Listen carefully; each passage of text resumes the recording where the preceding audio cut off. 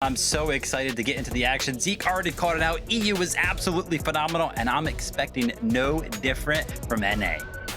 So just like Vivid said, it has been a very long time since we've had an FNCS. And, you know, Vivid likes to bring the numbers. I try to bring the storyline to the analyst desk, and it's been a bit of a complicated story, Zeke. There's been a lot of moving parts, a lot of teams that have kind of reformed, and maybe it's been a little bit much. So before we get into the heats, I do want to kind of give everyone just a brief rundown of everything that's happened since the end of Global Championships. And production, I'm actually going to need your help for this. I'm going to need full screen real quick because I have something that might help everyone. So, Oh, no. okay. So, real quick, just want to make sure that we got this all right. There we go. There we go. Okay.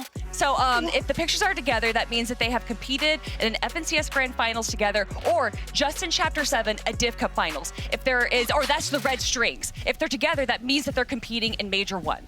Okay, so Peterbot and Poyo are Grim Gate guys, reformed after Chapter 6, and surprise, surprise, they're absolutely dominating, getting back-to-back Div Cup Final wins, as well as the most recent Div Cup Final going into Major 1. Now, Ritual and Agers from opposing trios actually formed together, and have had a pretty good run so far, getting top 5 consistently, if not first and second place. Now, Cold and Acorn, who used to be teammates going all the way back to Chapter 4, actually don't form together. In fact, Acorn and Bolts have been pretty consistent going all the way back to the end of Chapter 6, except for a week where Acorn played with Kanata and Bolts played with Rise. Now, before I talk about Cold and Rapid, I do want to talk about the fourth team, Higgs and Clicks. Now, let me tell you, they have never looked better, Zeke, although I will say that your writing is getting a little lazy because there was a week where it looked like Higgs and Clicks were going to be breaking up, but then they ended up winning the Div Cup Finals. And then that's just a rehash of a previous episode we saw from Peterbot and Poyo where it looked like they were going to be breaking up, but then they ended up sticking together because they won the Reload Elite Series. So, Zeke, I'm going to need you to do better, okay?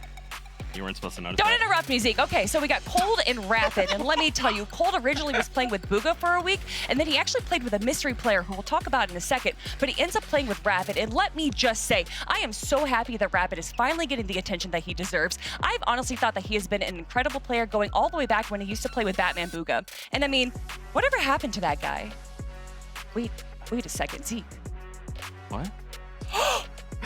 Oh my God! Zeke, we don't have time for that. Okay, so anyway, the mystery player that I was talking about, who could that be? Oh my God, up in the sky. It's a bird, it's a plane, oh wait, no, it is just a plane. But Veno's in it, everyone. Oh my goodness, Veno has returned from across the pond.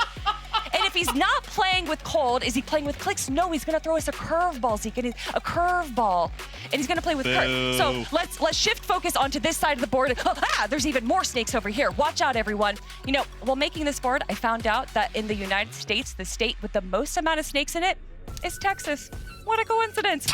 Anyway, so because Veno didn't end up playing with Cold, Veno ends up playing with Curve, but Curve is originally playing with Craze. So Craze actually ends up playing with Bugha, and Bugha actually lived with Clicks for a little bit, which is kind of crazy, but nowhere near as crazy as everything that's happened with Kanata. Do you know this guy? Have we talked about him at all? The only player to make every single FNCS Grand Finals, one of 3 players to be the top performing North American team out of the recent Global Championships, and then, oh my God, Zeke, look at him. He's got his own corner on the board. He must be so amazing and have no problem finding any teammate to go into Major 1, right? Right.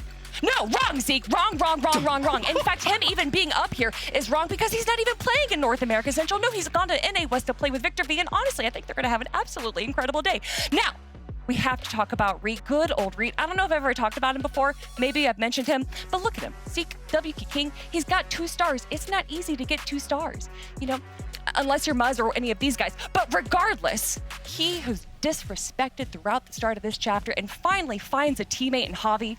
And you know, Zeke, either you're eliminated early or you survive long enough to see yourself become the enemy, and that's exactly what happened with Reet as he drops Javi right before Major 1. How could he do this? And then I found out that he actually dropped him for Cooper, and it's like, oh, well, that's how he did it. You know, also, Javi and Aminish have been doing absolutely phenomenal, so I think he might have gotten the better end of that deal.